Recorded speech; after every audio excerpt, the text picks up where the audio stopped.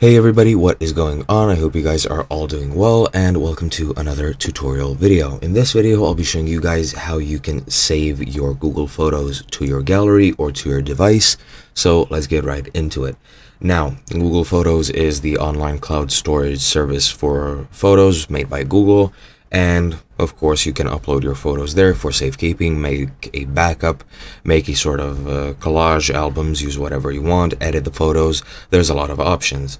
However, once you upload them, you can also transport them, or transfer, pardon me, them to a different device.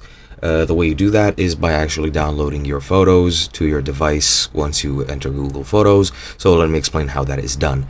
The process is pretty much the same for both PC, which I'm using now, and for mobile phones. So just follow my steps and everything should be clear. Now, the first thing you want to do is, of course, decide which photos you want to save or which photos you want to download, and you want to select them. On PC, it is done by hovering over the photos and checking off the check mark, as you can see here in the top left.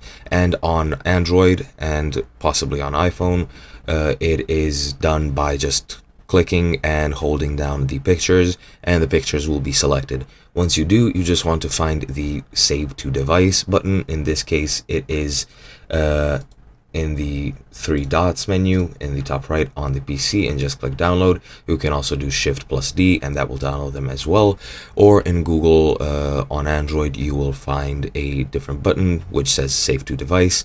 Just click it and all of it will be saved to your device, and it will automatically be in your gallery.